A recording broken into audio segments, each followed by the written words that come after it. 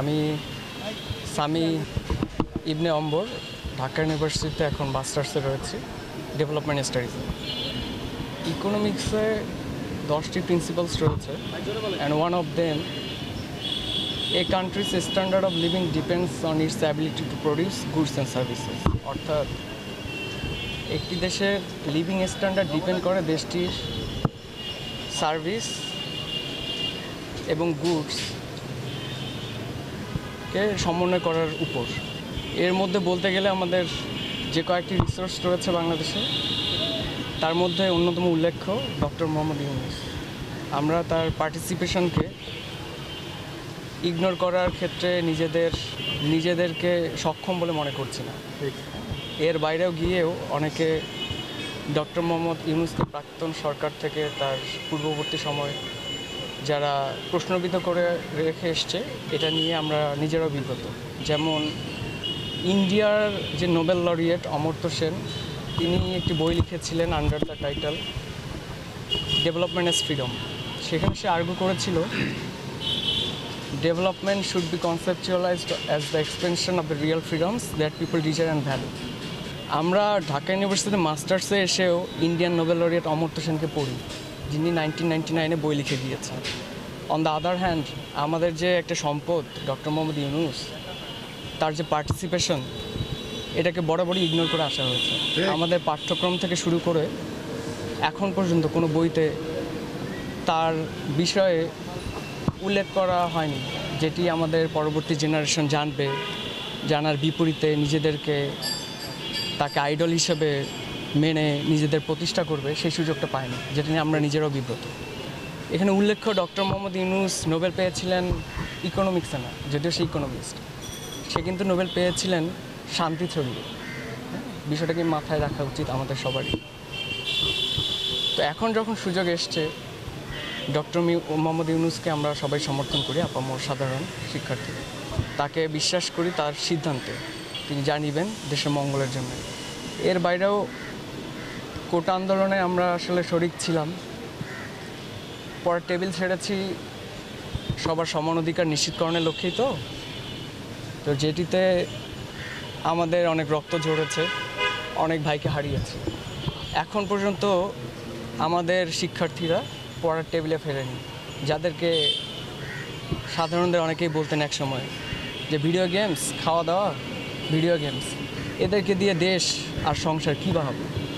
কিন্তু তারাই দেখেন দেশকে পরিবর্তনের প্রমাণ দিয়ে দিয়েছে যে তাদেরকে দিয়ে কি হতে পারে। তবে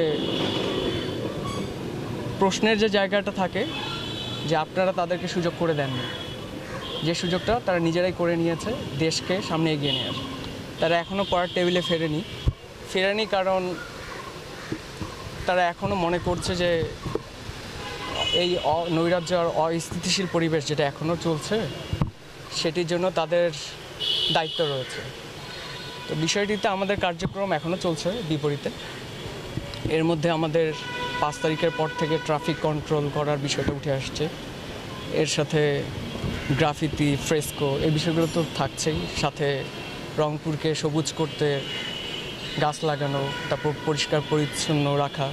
এর পাশাপাশি রংপুর মেডিকেল থেকে শুরু করে সরকারি অনেক কর্মচারী যারা রয়েছেন, তাদের অনেক অনিয়ম উঠে আসা, তুলে নিয়ে আসা, বিপরীতে নিজেদের স্টেটমেন্ট প্রকাশ করা, এগুলো বারবার হয়ে আসছে।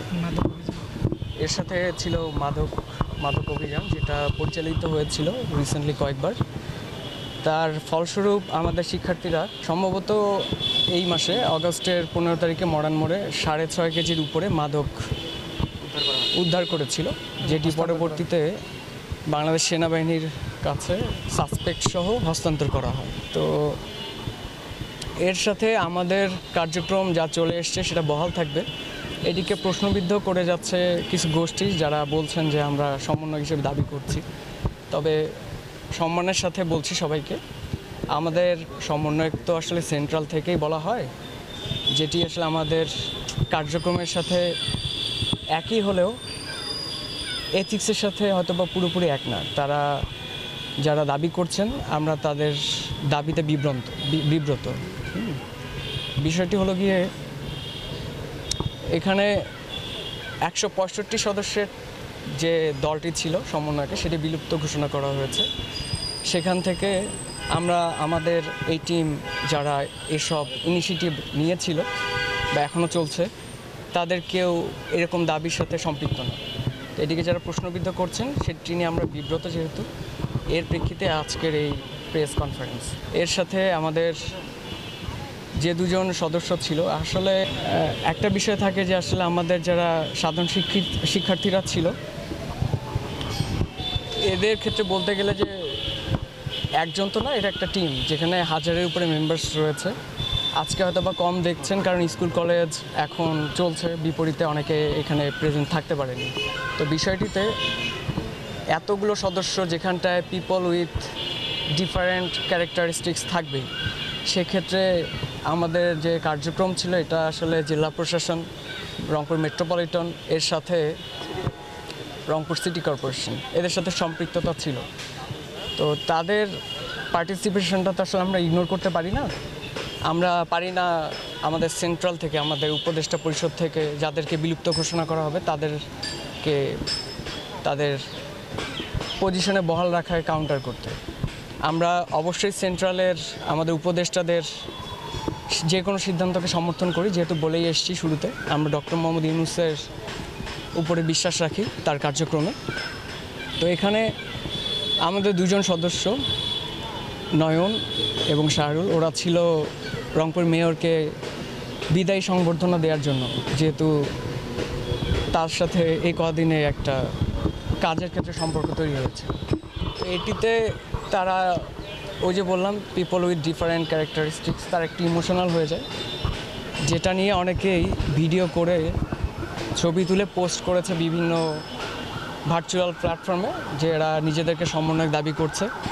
এর সাথে বলে আসছে যে আমরা কেন্দ্রীয় যে কমিটি রয়েছে তাদের সিদ্ধান্তকে কাউন্টার করে নিজেদের কার্যক্রম পরিচালনা করে যাচ্ছি, যেটি নিয়ে আমি আবারও বলছি আমরা আসলে সবাই বিব্রত। আমাদের মোটিভ এমন না, আমরা সাধারণ শিক্ষার্থী, এখানে যারা রয়েছে তাদের কারো পলিটিক্যাল ব্যাকগ্রাউন্ড নেই। আর যদি থেকেও থাকে, ওই যে বললাম পিপল উইথ ডিফারেন্ট ক্যারেক্টারিস্টিক্স, তারা এখানে কাজই করছে সাধারণ শিক্ষার্থী হিসেবে। তো এটিকে প্রশ্নবিদ্ধ করাটা আমার কাছে মনে হয় অযৌক্তিক।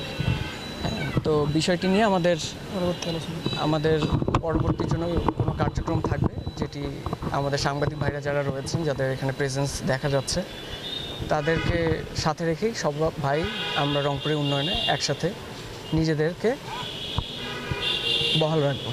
ধন্যবাদ।